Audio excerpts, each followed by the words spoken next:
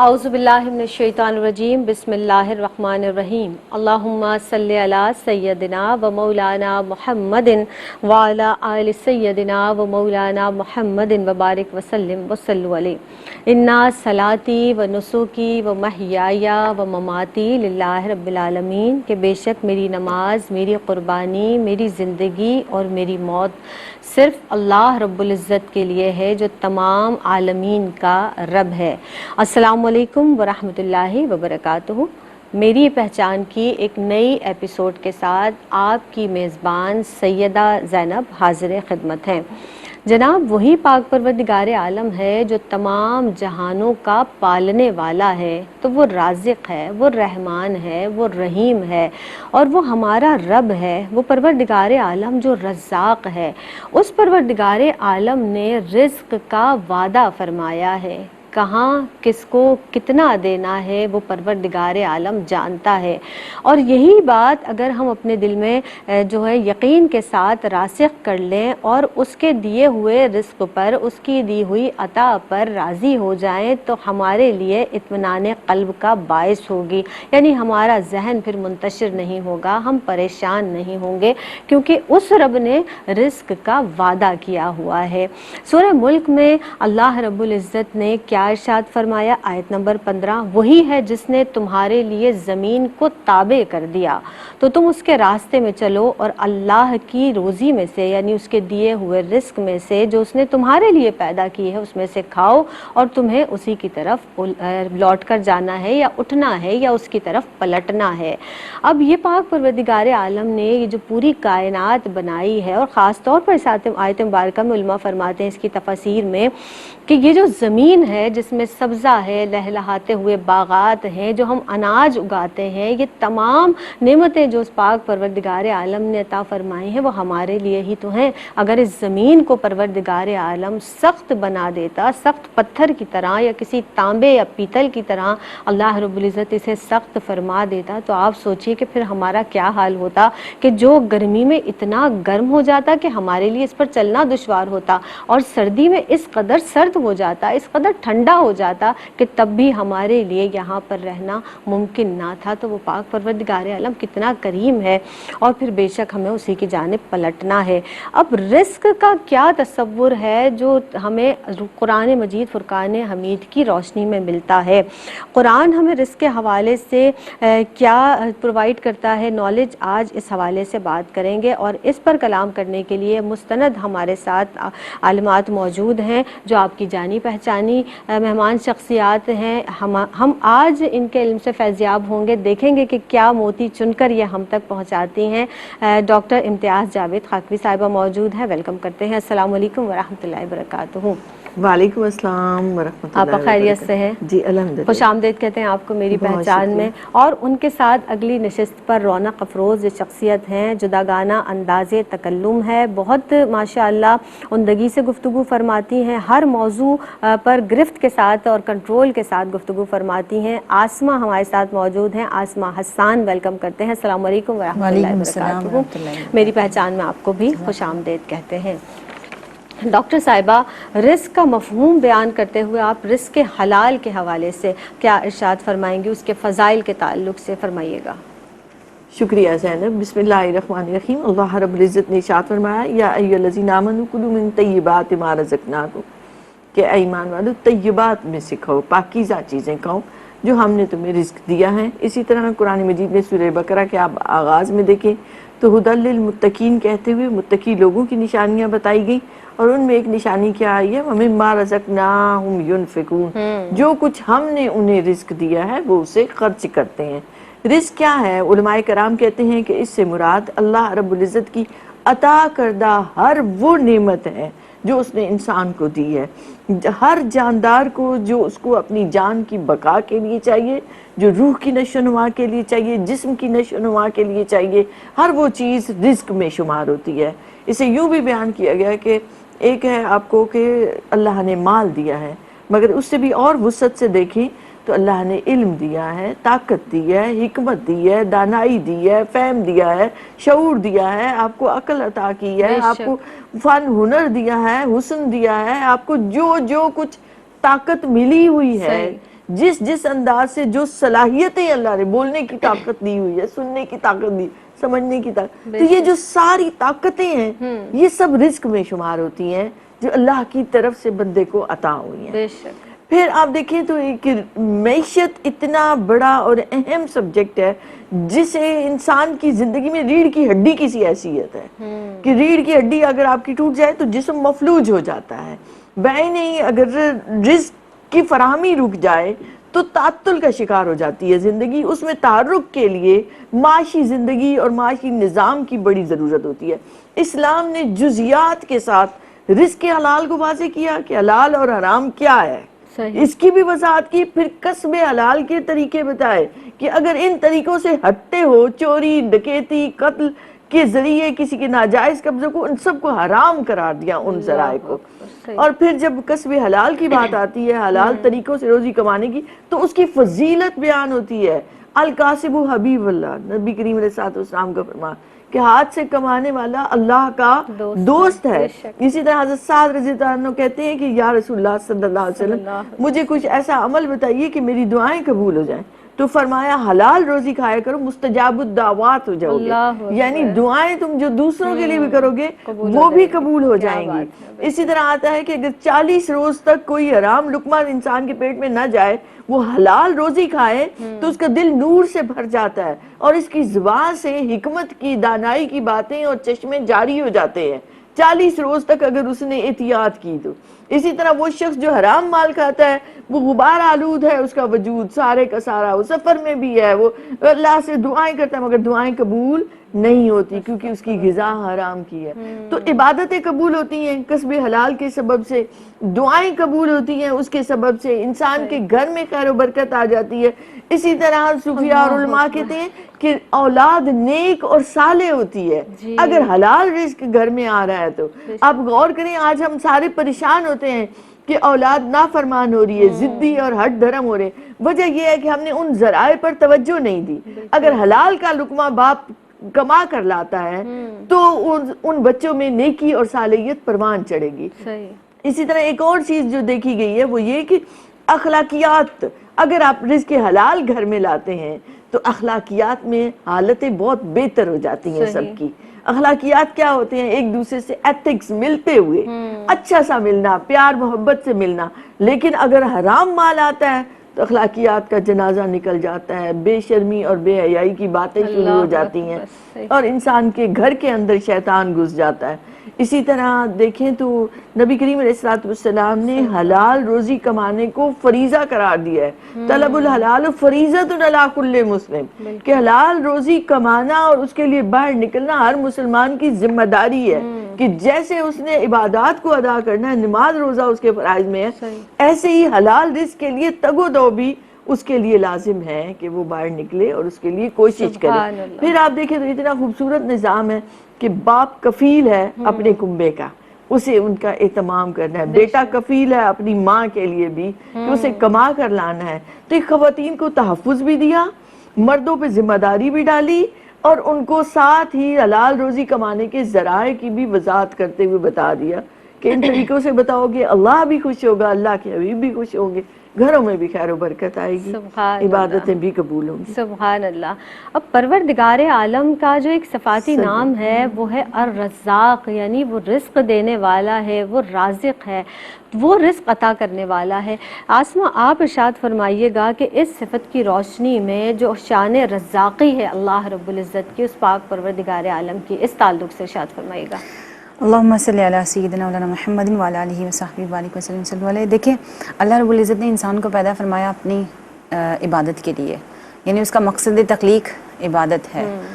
تو عبادت کے لیے ظاہر سی بات ہے انسان کا زندہ رہنا، اور زندہ رہنے کے لیے اس کے لیے کھانا پینا بہت ضروری ہے۔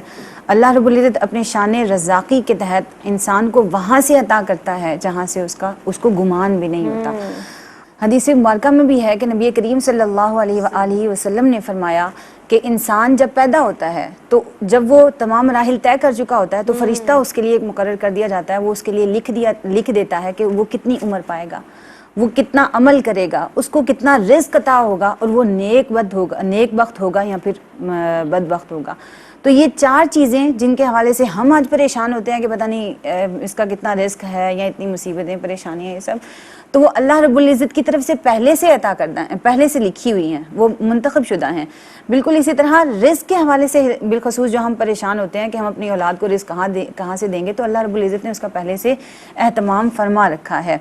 پھر انسان کو اس حوالے سے بالکل بھی پریشان ہونے کی ضرورت نہیں ہے. اللہ رب العزت نے سورہ بقرہ میں فرمایا کہ اللہ جسے چاہتا ہے بے حساب روزی عطا کرتا ہے، یعنی اس کے پاس تو کسی چیز کی کمی نہیں ہے. تو اللہ پاک بے شمار رزق عطا فرماتا ہے، اور وہ رزاق ہے. رزاق ہونے کے تحت وہ رب ہے، وہ اپنے بندے کو ایسے بھوکا نہیں رکھتا بلکہ کہیں نہ کہیں سے اس کا کوئی نہ کوئی سبب بنا دیتا ہے. پھر اسی طرح ایک اور آیت مبارکہ میں اللہ رب العزت نے فرمایا، اور بہت سے جانور جو اپنی روزی اٹھائے ہوئے نہیں پھرتے، ان سب کو اور تمہیں بھی اللہ رب العزت روزی دیتا ہے، اور وہ بڑا سننے والا اور بڑا بخشنے والا مہربان ہے، رحمان ہے.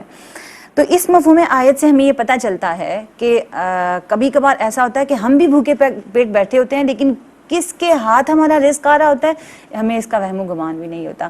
اسی طرح جانور اپنے گھروں سے جاتے ہیں تو وہ بھوکے پیٹ جاتے ہیں، پرند اپنے گھونسلوں سے جاتے ہیں تو وہ رزق کی تلاش میں نکلتے ہیں، بھوکے پیٹ نکلتے ہیں. لیکن رب ان کو کہاں سے عطا کرتا ہے، کس کے ہاتھ سے اپنی چھت پر دانہ ڈلواتا ہے اور پھر وہ دانہ وہ چگتے ہیں، تو اللہ رب العزت نے کہاں سے کس کا انتظام کیا ہوا ہے اس کا ہمیں ادراک نہیں ہوتا. اسی طرح اللہ پاک نے یہ واضح فرما دیا کہ یعنی کسی کو بھی معلوم نہیں ہے اس کو کل کتنا ملے گا، کیا ملے گا، لیکن اللہ رب العزت کے پاس یہ طے شدہ ہے کہ اس کو کیا ملے گا، اس کے حصے کا کتنا رزق لکھا جا چکا ہے. اور اس سے پہلے جو بالخصوص عرض بھی کیا گیا اس سے پہلے کہ رزق میں وہ تمام چیزیں شامل ہیں جو ہمیں نعمتیں عطا ہوتی ہیں، ہمارے دوست احباب، ہمیں اچھی صحبتیں، ہمارے مال اسباب، ہمیں جو اللہ رب العزت آفات سے محفوظ رکھتا ہے، یہ ساری چیزیں ہمارے رزق میں شمار ہوتی ہیں. ہمیں کسی چیز کو اگنور نہیں کرنا چاہیے بلکہ ہمیں شکر ادا کرنا چاہیے کہ اللہ رب العزت ہمیں ان تمام نعمتوں کے ساتھ ہمیں زندہ رکھے ہوئے ہے اور بہت اچھے طریقے سے زندہ رکھے ہوئے ہے. اللہ رب العزت ہمیں دوسروں کے لیے بھی آسانیاں پیدا کرنے والا بنائے، اور بالخصوص اللہ رب العزت کی جو عطا کردہ نعمتیں ہیں ان پر شکر ادا کرنے والا بنائے. اللہم آمین. اللہ اکبر.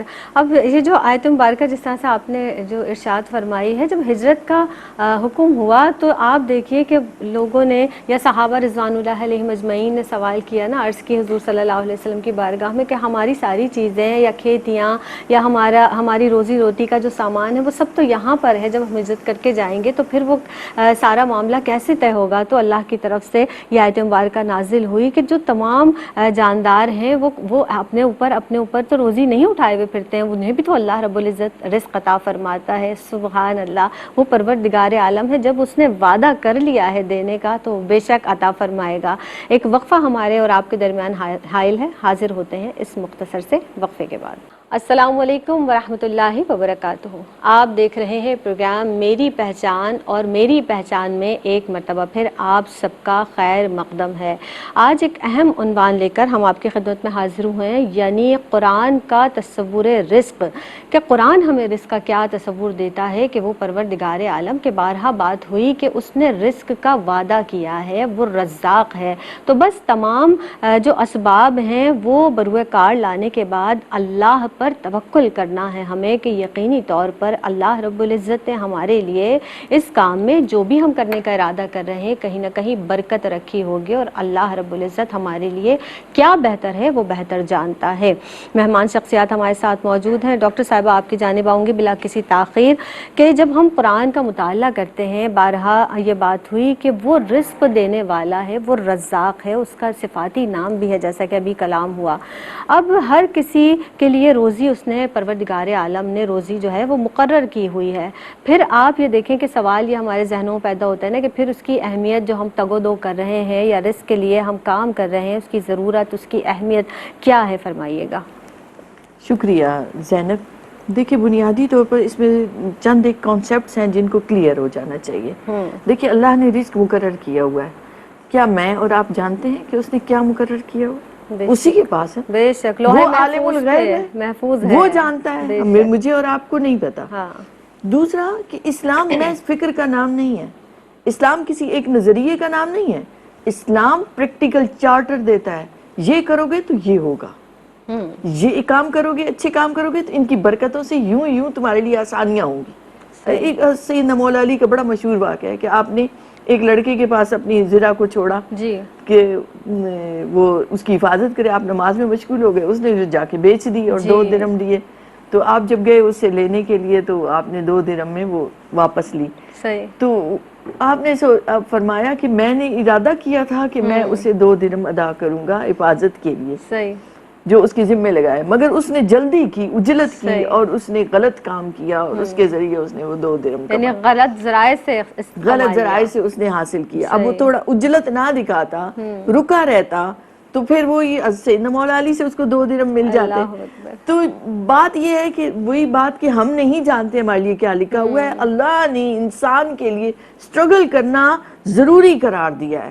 اس لیے میں نے کہا کہ دین کا پورا نظام ہی ایک عملی چارٹر ہے کہ یہ تم نے کرنا ہے۔ لیس للانسان الا ما سعی، انسان کے لیے وہی کچھ ہے جس کے لیے وہ کوشش کرتا ہے، اسٹرگل کرتا ہے، ہلتا جلتا ہے، متحرک ہوتا ہے، فعال ہوتا ہے۔ ایک دفعہ ایک نوجوان صبح کے وقت کے بعد بیٹھا ہوا ہے مسجد میں، تو سیدنا عمر فاروق رضی اللہ عنہ نے اس سے تسبیح لے لی، فرمایا کہ جاؤ اور اللہ کا رزق تلاش کرو۔ تو یہ اللہ نے اسے اپنا فضل قرار دیا ہے۔ سورہ جمعہ میں آتا ہے کہ جب نماز کے لیے تمہیں پکارا جائے تو وزر البیض، تجارت کو چھوڑ دو، اور پھر فرمایا آگے کہ جب نماز مکمل کر چکو تو اب اٹھو، منتشر ہو جاؤ اور اللہ کے فضل کو تلاش کرو۔ اب یہاں دیکھیں تو پورا ایک چارٹر دے دیا ہے کہ جب نماز کے لیے تمہیں بلایا جا رہا ہے تو تجارت کے امور میں تمہیں مشغول ہونا چاہیے، اب چھوڑو تجارت کو، اب اللہ پر بھروسہ رکھو، اللہ کے ذکر کے لیے جاؤ۔ یہ مت سوچنا کہ اتنے سے ٹائم میں میرے بڑا کام ہو جانا تھا جو میں نے ذکر، نہیں، اللہ کے ذکر کے لیے جاؤ، اور جب نماز مکمل کرو تو اب جاؤ پھر اللہ کا فضل کو تلاش کرو۔ تو جب ذکر پہلے بھی ہو رہا ہے، ذکر بعد میں بھی ہو رہا ہے اللہ کا، نماز بھی پڑھ رہے ہو، اس کی بندگی بھی کر رہے ہو، عبادت بھی کر رہے ہو، پھر سوچو ساتھ اس کے تم تجارت کر رہے ہو، زراعت کر رہے ہو، صنعت و حرفت میں مصروف ہو، ایمانداری کے ساتھ اپنی ذمہ داریاں ادا کر رہے ہو، تو اللہ رب العزت وہاں سے تمہیں رزق عطا کرے گا جو تم سوچ بھی نہیں سکتے۔ پھر آپ دیکھیں تو ہمارے ایمان میں ایک بڑا اہم وہ موضوع آتا ہے جس کا آپ نے بھی ذکر کیا، توکل، کہ اللہ پر توکل کیا ہے؟ جی دنیا دار الاسباب اس نے اللہ نے بنائی ہے۔ بھوک لگی ہے، کھانا کھاؤ گے تو بھوک مٹے گی، پیاس لگی ہے، پانی پیو گے تو پیاس بجھے گی۔ تو اسی طرح یہ دار الاسباب ہم اسے کیوں کہتے ہیں کہ اللہ نے اسباب بنائے ہیں، ذرائع بنائے ہیں، اور بتا دیا ہے کہ ان ذرائع کو استعمال کر، تو یہ اس کا نتیجہ نکلے گا۔ اللہ پر بھروسے کا یہ مطلب نہیں کہ ہاتھ پاؤں چھوڑ دو اور گھر کے اندر بیٹھ جاؤ اور کہو جو میرے لیے رزق لکھا ہوا ہے وہ میرے پاس آئے گا۔ تو جو اللہ کے احکامات ہیں ان پر چلو گے، جیسے اللہ نے حکم دیا رزق حلال تلاش کرو گے تو روزی میں برکت آئے گی، رزق کے دروازے کھلیں گے۔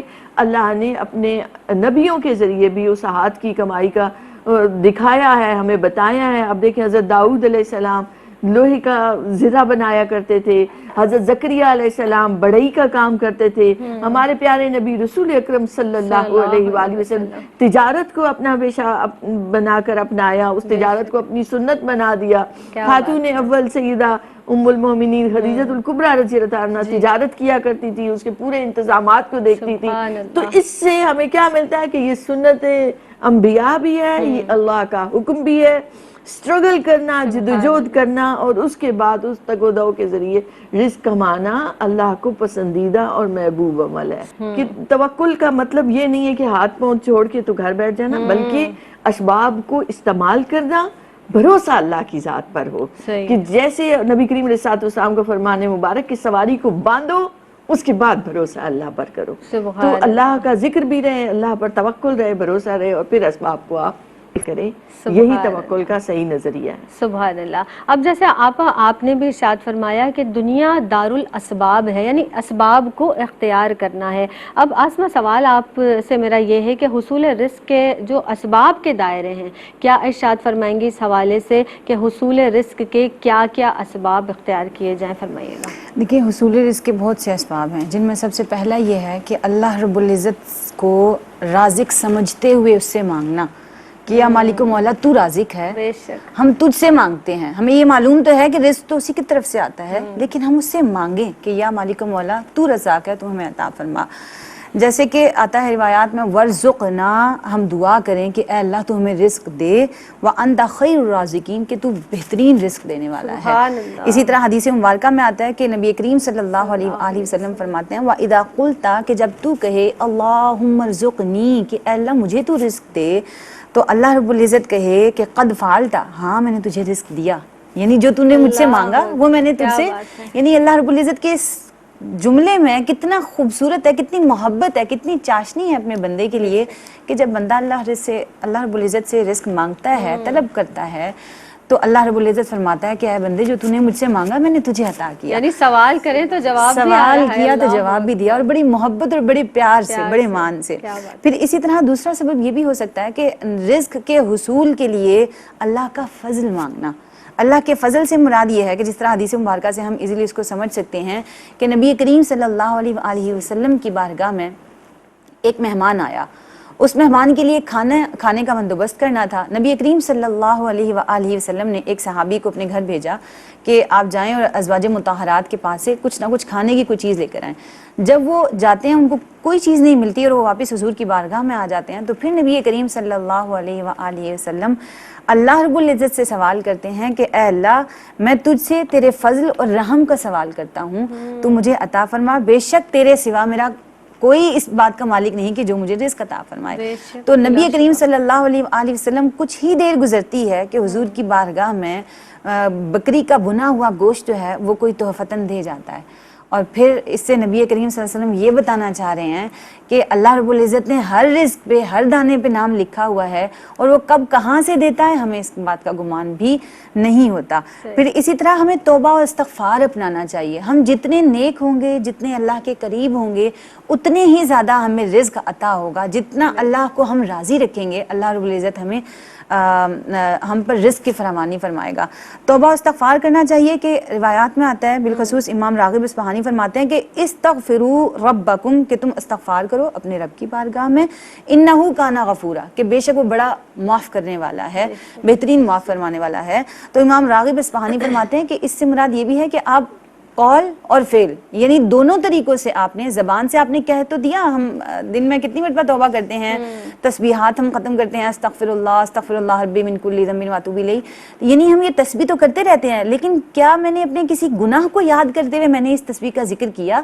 تو اگر اس طرح سے ہم اپنے دل کو بھی اس کے ساتھ شامل کر کے، اپنے نیت کو بھی شامل کر کے استغفار کرتے ہیں، تو یقیناً اللہ رب العزت ہم سے راضی ہوتا ہے اور ہمارے گناہوں کو معاف فرماتے ہوئے ہمارے رزق میں فراوانی عطا فرماتا ہے. حضرت حسن بصری کے حوالے سے آتا ہے، ان کے پاس ایک 4 فرد آئے، ان چاروں نے اپنا الگ الگ سوال کیا کہ آپ ہمیں اس کے حوالے سے کوئی حل بتائیں.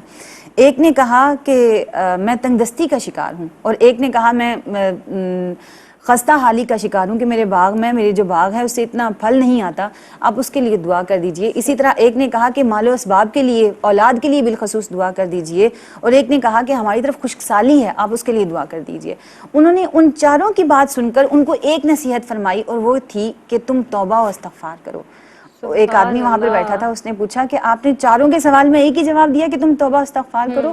تو حضرت حسن بصری نے فرمایا کیونکہ میں نے یہ اپنی طرف سے جواب نہیں دیا، میں نے قرآن کے اصول کے مطابق، کہ جس طرح اللہ رب العزت نے حضرت نوح علیہ السلام کو تاکید کی کہ اے نوح تم توبہ استغفار کرو، یعنی سورہ نوح میں آتا ہے یہ کہ اے نوح تم توبہ استغفار کرو کہ بے شک اللہ رب العزت بڑا بخشنے والا مہربان ہے. وہ پھر تم کو وہ می برسائے گا، آسمان سے می برسائے گا، تمہیں اولاد عطا کرے گا، اور تمہارے لیے باغات اور نہریں بہا دے گا. یعنی اس بنیاد کو سامنے رکھتے ہوئے حضرت حسن بصری فرماتے ہیں کہ میں نے ان سے کہا کہ تم توبہ استغفار کرو، تمہاری یہ ساری مشکلات حل ہو جائیں گی. اور پھر اپنے رب سے جب ہم مانگتے ہیں تو یقیناً ہمارا رب ہمیں معاف فرما دیتا ہے. اور یہ سارے انعامات، یہ سب جو انعامات ہیں، یہ کرم نوازیاں ہیں، یہ توبہ کی وجہ سے ہے. اور اللہ رب العزت ہمیں ہر دم ہر لمحہ توبہ کی توفیق عطا فرمائے، اور ہم اللہ سے اسی طرح دعا کریں کہ اللہ رب العزت ہمیں وسیع رزق عطا فرمائے. ہم جب بڑھاپے میں چلے جائیں، بڑھاپے کی عمر کو پہنچ جائیں، تو ہمیں اس وقت ضرور دعا کرنی چاہیے کہ اللہ پاک اب میرے اندر اتنی قابلیت نہیں ہے، میرے اندر اتنی ہمت نہیں ہے کہ میں کوئی کام کر سکوں اور کما سکوں. اے اللہ رب العزت تو ہی میرا مالک ہے، تو ہی میرے کوئی اسباب مہیا فرما. اسی طرح جو اس سے پہلے بہت گفتگو ہوئی کہ توکل کرنا چاہیے، تو یہ بنیادی سبب ہے کہ ہم اگر اللہ کی ذات کا توکل کریں گے تو ہمیں وہاں سے ملے گا جہاں سے ہمیں گمان بھی نہیں سبحان تھا۔ اللہ سبحان اللہ، اللہ بڑا کریم ہے، وہ عطا کرنے پر قادر ہے۔ مزید گفتگو کریں گے لیکن اس وقت ایک وقفے پر ہمیں جانا ہے، حاضر ہوتے ہیں اس مختصر سے وقفے کے بعد۔ السلام علیکم ورحمۃ اللہ وبرکاتہ، آپ دیکھ رہے ہیں پروگرام میری پہچان، اور میری پہچان میں ایک مرتبہ پھر آپ سب کو خوش آمدید کہتے ہیں۔ جناب، آج کا جو عنوان ہے، جس طرح سے ہم دیگر عنوانات پہ بات کرتے ہیں اور کلام کرتے ہیں، آج کا عنوان بھی ہماری زندگی میں شامل ہے اور ایک حقیقت ہے جس کو ہم نے یقینی طور پر، جس کو ہم نے چاہا تھا کہ ہم اس کو بیان کریں، اپنی زندگی میں تبدیلی لائیں، سمجھیں اس بات کو کہ پروردگار عالم رازق تو ہے لیکن اس پر کیسا توکل کرنا ہے۔ جناب، آج اس حوالے سے گفتگو کی جا رہی ہے۔ ہمارے ساتھ معزز مہمان شخصیات موجود ہیں۔ جناب، حدیث مبارکہ کا مفہوم ہے کہ حدیث نبی کریم صلی اللہ علیہ وسلم نے کیا ارشاد فرمایا کہ اللہ رب العزت فرماتا ہے کہ ابن آدم تم خرچ کرو، اللہ تم پر خرچ کرے گا۔ یعنی جب ہم خرچ کرتے ہیں بنین و انسان پر، اللہ کی مخلوق پر، اپنے بچوں پر، اپنے عیال پر، تو پروردگار عالم اس میں برکت عطا فرماتا ہے، وہ ہمیں مزید عطا فرماتا ہے۔ آپ ہمارے ساتھ موجود ہیں، ارشاد فرما دیجئے کہ پروردگار عالم کی جو تقسیم ہے نا، بڑی وہ جانتا ہے، ظاہر ہے وہ جاننے والا ہے، وہ علم رکھنے والا ہے، وہ ہر شے کا جاننے والا ہے، وہ جانتا ہے، ہم نہیں جانتے ہیں۔ تو جب اس کے فرمان کے مطابق وہ جس کا رزق چاہتا ہے کشادہ کر دیتا ہے، اور جس پر چاہتا ہے اس کی طرف سے تنگی بھی ہو جاتی ہے۔ آپ ارشاد فرما دیجئے کہ جو ہر قسم کے رزق کی عطا کا جو اللہ کا جو قانون ہے وہ مختلف ہے، آپا اس میں اس رب کائنات کی کیا حکمت پوشیدہ ہے، فرمائیے گا۔ شکریہ زینب۔ دیکھیں، اللہ رب العزت نے جو انبیاء کے ذریعے جو بات بتائی ہے ہمیں، بارہا قرآن مجید یہ اعلان کر رہا ہے کہ یہ دنیا آزمائش کی جگہ ہے، بے شک، امتحان کی جگہ ہے، یہ دنیا عارضی ہے، فانی ہے، یہ حقیر ہے، اس میں کوئی ثبات نہیں ہے، یہ پانی کے بلبلے کی مانند ہے۔ اس کا مطلب یہ ہے کہ وہ دار الاخرت، وہ ابدی زندگی، وہ دائمی زندگی، وہ آنے والی ہے۔ یہ تو چند لمحے ہیں جو ہمیں گزارنے ہیں۔ جیسے کھیتی میں آپ نے بیج ڈالا اور فصل ڈالی، فصل کو کاٹیں گے تو آپ بعد میں، تو یہ جو امتحان گاہ بنا دیا اللہ نے، آزمائش سے بنا دیا۔ تو آزمائش کا مطلب ہی یہ ہے کہ اس نے کسی کو علم دیا، کسی کو مال دیا، کسی کو حسن دیا، کسی کو اقتدار دیا، کسی کو دولت دی، کسی کو منصب دیا، تو وہ ان سب چیزوں کے ذریعے آزما رہا ہے۔ بے شک، تو کسی کے پاس تنگ دستی ہے، کسی کے پاس خوشحالی ہے، خوشحالی والے کو اپنی نعمتوں کا جواب دینا ہے، اور جس کے پاس تنگ دستی ہے اس نے کیا کیا، کیا اس کے باوجود اللہ سے تعلق جوڑا، کیا اس کے باوجود شکر گزاری کی، تو اس کی نعمتوں میں دنیا میں بھی اضافہ ہوتا چلا جاتا ہے۔ لئن شکرتم لازیدنکم، یہ اس کا آفاقی اصول ہے۔ شکر گزاری کرو گے وہ تنگ دستی خوشحالی میں بدل جائے گی، اور وہ جو خوشحال تھا، جسے نعمتوں سے مالا مال کیا تھا، وہ اگر معصیت کرتا ہے، نافرمانیاں کرتا ہے، اسے برکت اٹھ جاتی ہے۔ تو آپ زیر و زبر ہوتے دنیا کو بھی دیکھیں گے۔ یہ یاد رکھنا چاہیے، اس میں پہلی حکمت یہ کہ ہر وقت ہم امتحان گاہ میں بیٹھے ہیں، ہر لمحہ ہم آزمائش میں ہیں۔ اب اس آزمائش میں ہمیں کیا کرنا ہے، یہ ہمیں سوچ لینا چاہیے۔ اگر ہم اس اللہ کے بتائے ہوئے پرچے کے مطابق حل کرتے ہیں، وہ سارا اپنے جوابات، اپنا عمل اس کے مطابق رکھتے ہیں، تو یاد رکھیں اس نے دعا بھی ہمیں یہی عطا کی ہے، ربنا آتنا فی الدنیا حسنۃ وفی الآخرۃ حسنۃ وقنا عذاب النار۔ تو حسنات منتظر ہیں آپ کے، وہ بھلائیاں ہی بھلائیاں، اس کی طرف سے رحمتیں ہی رحمتیں، برکتیں ہی برکت۔ تم اپنے والے حصے کا تو کام کرو نا، جو تم اپنے عمل کو درست کرو۔ ایک بات یہ ہے۔ دوسرا یہ کہ یہ دنیا ایک نظام چل رہا ہے یہاں پہ۔ آپ دیکھیں تو اگر کسی کو کشادگی مل رہی ہے تو اس نے صنعتیں لگانی ہیں، اس نے بڑے ایسے کام کرنے ہیں جس کے ذریعے جو تنگ دست ہیں وہ بھی جائیں گے تو ان کی بھی رزق کا اہتمام ہوتا چلا جائے گا۔ اگر سارے ہی تنگ دست ہوتے تو روزگار کے مواقع مفقود ہو جاتے، پھر کیسے ہوتا کام۔ پھر ایک اور انداز سے آپ دیکھیں تو انسان کو ایک معاشرہ چاہیے۔ وہ معاشرہ بنتا ہی اس طرح سے ہے کہ کوئی کپڑے کا کام کر رہا ہے، کوئی درزی ہے، کوئی موچی ہے، کوئی برتن بنا رہا ہے، کوئی کچھ کر رہا ہے، تو یہ سارے مل کے ایک مربوط مضبوط معاشرہ تبھی بنتا ہے جب انسان ایک دوسرے کی ضرورتوں میں ایک دوسرے کی انہیں محتاج ہو جاتے ہیں، تو اس سے انہیں دوسرے کی اہمیت کا احساس ہوتا ہے. صحیح. کپڑا ہر ایک نے پہنا, کپڑا بنے گا تو وہ کوئی دوسرا استعمال کرے گا. صحیح. ہر ایک کو ضرورت ہے. صحیح. اسی طرح پانی کی ہر ایک کو ضرورت ہے, تو پانی کے لیے وہ فلٹر لگیں گے, پانی کے لیے انتظامات ہوں گے, تو تبھی نہ. تو پانی کے انتظامات کے لیے بھی آپ سوچیں تو اس کے لیے مزدور چاہیے. اگر آپ نے بورنگ کرانی ہے, کوئی بھی آپ نے عمل کرنا ہے نا, تو وہ انسان انسانوں سے جڑا ہوا ہے. صحیح. یعنی ایک معاشرہ بنتا ہی تب ہے جب انسانوں کو ایک دوسرے کی اہمیت کا احساس ہو. ایک کے پاس ایک چیز ہے, دوسرے کے پاس دوسری چیز ہوگی. یہ ذہن میں رکھے, دیکھیں کہ اللہ کسی ایک کو سب کچھ نہیں دے دیتا.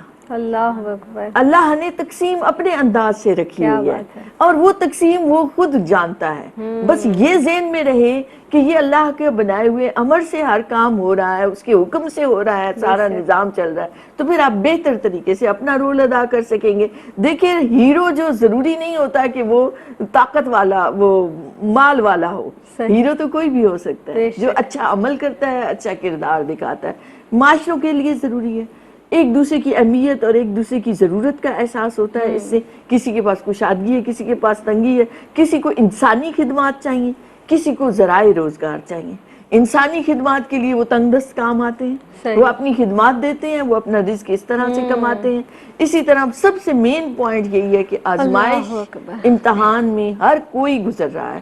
آپ نے دیکھا کہ اس کی ظاہری مالی تو خوشحالی ہے, لیکن آپ نے اندر جا کے نہیں دیکھا, کیا پتا اس کی کیا سچویشن ہے. اور کئی جگہ ایسے دیکھنے میں آیا ہے کہ وہ ظاہری مال تو ہے مگر گھر کے اندر بیماری ہے, معذوری ہے, کیا کیا رشتوں میں وہ دراڑیں ہیں, وہ پیار محبت اور سکون نہیں ہے جو ظاہری آپ کو نظر آ رہا ہے کہ مادی وسائل بہت ہیں. تو مادی وسائل کے پیچھے مت جائیں. اللہ رزق دے تو توفیق دے کہ بندہ مخلوق خدا پر خرچ کرے. تو یہ اصل خوشحالی ہے کہ جس نے اللہ کو بھی راضی کر لیا ان نعمتوں کے ذریعے انہیں صحیح استعمال کرتے ہوئے. اور جو تنگ دست تھا اس نے شکر گزاری کرتے ہوئے اپنے رب کو راضی کیا, رب اسے کشادگی بھی عطا کرے گا. اور اس نے اللہ نے نعمتیں بھی بہت رکھی ہیں جو ملیں گی آپ کو یقیناً. اس نے جنات تجری من تحتها الانہار کہہ کے بتا دیا ہے. سبحان اللہ. اور آپا وہ بھی تو ہے نا کہ جب کسی تنگ دست سے پوچھا گیا تو اس نے کہا کہ میں اس پر اطمینان میں ہوں, میں خوشی میں ہوں, تاکہ میں جلدی سے تو اللہ کی بارگاہ میں سرخرو بھی ہو جاؤں گا, میرا حساب کتاب بھی تو آسان ہو جائے گا. تنور پہ کھڑے ہو کے آپ کو حساب دینا پڑے تو بڑا مشکل ہو جائے گا. اب اتنے کچھ لمبا چوڑا حساب کیسے دیا جائے گا. اللہ اکبر. اللہ پاک سب کے لیے آسانی فرمائے. آسمہ یہ ارشاد فرما دیجئے, جب ہم سورہ فجر کا مطالعہ کرتے ہیں اور سورہ فجر میں رزق کی تنگی کے جو اسباب بیان کیے گئے ہیں, اس حوالے سے میں چاہوں گی کہ کچھ تفصیل اس کی آپ ارشاد فرمائیے گا. دیکھیں اس کے اندر بالخصوص سورہ فجر میں اللہ رب العزت نے انسان کی کیفیت کو بیان کیا, کہ انسان کی ناشکری کو بیان کیا, کہ اللہ رب العزت اس پہ بڑے انعام و اکرام کرتا ہے. ابھی اس سے پہلے پورے پروگرام میں ہی آپ دیکھیں تو ہم نے بہت سی وجوہات پہ روشنی ڈالی, اسباب پہ غور کیا, یہ رزق کی قسمیں بیان کی, کیا کیا رزق میں شمار ہوتا ہے, یہ ساری چیزیں رزق میں شمار ہوتی ہیں. اور پھر اللہ رب العزت بالخصوص سورہ فجر میں ہمیں مخاطب فرماتے ہیں, اللہ پاک فرماتے ہیں بسم اللہ الرحمن الرحیم فَأَمَّا الْإِنسَانَ إِذَا مَا ابْتَلَاهُ رَبُّهُ فَأَكْرَمَهُ وَنَعَّمَهُ. اور جب انسان کو مبتلا کیا جاتا ہے, یعنی اس کو دیا جاتا ہے, عزت دی جاتی ہے یا پھر نعمت دی جاتی ہے, فَيَقُولُ رَبِّي أَكْرَمَنِ, تو وہ کہتا ہے کہ اللہ تو نے مجھے عزت دی. یعنی آج کل ہم اٹھتے بیٹھتے ہیں, ہم بات کرتے ہیں, لوگوں کے درمیان بیٹھتے ہیں تو ہمیں یہی تاثر ملتا ہے. ابھی آگے سنیے گا کہ اللہ پاک فرماتے ہیں وَأَمَّا, اور جب انہیں اِذَا مَبْتَلَاهُ فَقَدَرَ عَلَيْهِ رِزْقَهُ, جب انہیں کسی رزق کے حوالے سے کسی تنگی میں مبتلا کیا جاتا ہے, فَيَقُولُ رَبِّي أَهَانَنِ, تو وہ کہتے ہیں کہ اللہ تو نے ہمیں ذلت میں ڈال دیا, ذلت کا شکار کیا. تو یعنی اس سے مراد یہ ہے کہ جب تک اللہ رب العزت آپ پر انعام و اکرام کی بارش کرتا رہتا ہے, آپ رب کے رہتے ہیں, اور جیسے ہی آپ کو اللہ پاک کسی آزمائش میں مبتلا کرتا ہے, ہم فوراً اللہ پاک کی طرف سے پلٹ جاتے ہیں. سورہ روم میں بھی اگر آپ دیکھیں تو اللہ پاک فرماتے ہیں وہ صرف دنیاوی زندگی چاہتے ہیں, اور اللہ رب العزت ان کی طرف دیکھ رہا ہے کہ وہ آخرت کے لیے کیا جمع کرتے ہیں, وہ آخرت کے لیے کیا منتخب کرتے ہیں, آخرت کے لیے کیا اعمال کرتے ہیں. تو اگر وہ یہ سوچیں کہ یہ زندگی بہت قلیل عرصے کی ہے, یہ زندگی بالکل ایک بلبلے کی مانند ہے کہ جب یہ زندگی ختم ہوگی تب ہمیں اس کا احساس ہوگا, تو اس کے اندر ہم جتنے اعمال کرتے ہیں اگر وہ ہم کوشش کے ساتھ, محنت کے ساتھ کر جائیں تو ایک ابدی زندگی ہماری منتظر ہے جس کے اندر انعامات ہوں گے اور اللہ رب العزت کی رحمت ہوگی اور خوشنودی ہوگی. اسی طرح سورہ حج میں اللہ رب العزت فرماتا ہے کہ وہ عبادت کرتے ہوئے جب تک کرتے ہیں جب تک انہیں فائدہ ہوتا ہے، اور جیسے ہی ان کو کوئی تکلیف پہنچتی ہے، وہ کسی مشکل کا شکار ہوتے ہیں، تو وہ کہتے ہیں کہ ہم مطلب وہ بے فائدہ سمجھ کر وہ اس کو چھوڑ دیتے ہیں، نعوذ باللہ۔ تو آج کل ہمارے معاشرے میں بھی یہی تاثر پایا جاتا ہے کہ ہم اللہ رب العزت کی طرف سے جب کوئی آزمائش آتی ہے تو ہم اس پر بلبلا اٹھتے ہیں، ہم اس پر پکار اٹھتے ہیں، ہم اس پر شکوہ کناہ ہو جاتے ہیں، حالانکہ ہم ان لوگوں کو نہیں دیکھتے کہ جن کے پاس کچھ بھی نہیں ہے، جو مصیبت زدہ ہیں، جو پریشانیوں کا شکار ہیں، جن کے پاس کئی نعمتیں ہیں لیکن بالخصوص جو آپ کے پاس نعمت ہے ممکن ہے ان کے پاس وہ نہ ہو۔ تو اللہ رب العزت نے تمام لوگوں کو جو رزق عطا کیا وہ ان کے حساب سے عطا کیا، تو اگر ہم اللہ رب العزت کے اس رزق پر شکر ادا کرتے ہیں تو یقین جانیے اللہ رب العزت ہمارے اس رزق میں اضافہ فرماتا ہے اور ہم سے راضی ہو جاتا ہے۔ سبحان اللہ۔ اب آپ دیکھیں کہ یہ جو جس طرح سے آپ نے سورہ فجر کے تعلق سے بھی ارشاد فرمایا نا، اب ہم جو رزق کی تلاش میں رہتے ہیں اور پھر کہیں نہ کہیں غلط کاموں میں مبتلا ہو جاتے ہیں، اب یہ بات اس میں بار بار اس میں دہرائی بھی گئی کہ ہم یتیموں کا مال ہڑپ کر جاتے ہیں، ہم جائیدادیں ہڑپ کر جاتے ہیں اپنے بہن بھائیوں کی، بہت سارے لوگ ایسے ہیں جو اس کے پیچھے اپنی زندگیوں کو برباد کر رہے ہیں، جو مسکینوں کو کھانا بھی نہیں کھلاتے، یعنی کسی غریب کا جو اللہ نے آپ کو عطا فرمائی ہے نعمت، تو آپ دوسرے کا خیال نہیں رکھتے ہیں، یعنی سارا کچھ جو اللہ تعالیٰ نے جو نعمتیں آپ کو عطا فرمائی ہیں اس میں سے جن جن کا حصہ اللہ نے اس میں رکھا ہے ہم اس کو دینے کے بھی روادار نہیں ہوتے۔ تو پروردگار عالم ہمیں ہمارے دل میں اپنا خوف پیدا فرمائے سب سے پہلے، اور مال کی محبت کو نکال کر اللہ کی محبت اور اس کے بندوں کی محبت ڈال دے۔ آپ لاسٹ میں آپ کیا میسج دینا چاہیں گی، فرمائیے گا۔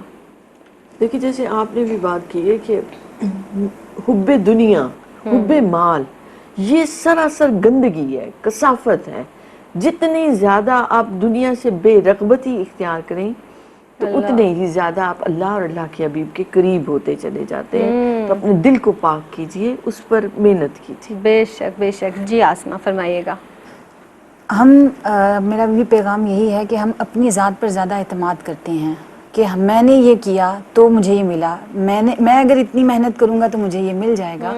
اگر ہم اس کا رخ اللہ رب العزت کی طرف کر دیں کہ میرے رب نے جو کیا وہ اس نے کیا، اور ہر نعمت ہر رحمت اسی کی طرف سے ہے، میرا اس میں کوئی کمال نہیں ہے، یعنی جب ہم اپنے آپ کو اپنی ذات کو فنا کر دیتے ہیں تو پھر ہم اللہ رب العزت کی یاد کی طرف بڑھتے ہیں اور اللہ رب العزت کی خوشنودی حاصل ہوتی ہے۔ سبحان اللہ، یعنی درہم اور دینار کا بندہ نہیں بننا ہے، اللہ کا خالص بندہ بننا ہے۔ جی آپ کی آمد کا بہت بہت شکریہ آسمہ، آپ تشریف لائیں، آپ کی بہت ممنون ہوں، مشکور ہوں، اور بس آخر میں یہی کہنا چاہوں گی پروردگار عالم ہمیں عمل کی توفیق عطا فرمائے۔ جتنی بات جتنا کلام ہم نے یہاں پر سنا، یہاں پر کہا، اللہ تعالی ہمیں عمل کی توفیق عطا فرمائے۔ اللہ کے رسول سرور دو عالم صلی اللہ علیہ وسلم کیا ارشاد فرماتے ہیں؟ اللہ کے رسول صلی اللہ علیہ وسلم ارشاد فرماتے ہیں کہ لوگ سو رہے ہیں اور جب وہ موت آئے گی تو وہ جاگ جائیں گے، یعنی ہم دنیا میں یہ محسوس کرتے ہیں کہ ہم جاگ رہے ہیں، اور اللہ کے رسول فرما رہے ہیں کہ لوگ سو رہے ہیں، جب موت آئے گی تو وہ جاگ جائیں گے۔ مجھے دیجیے گا اجازت، فی امان اللہ۔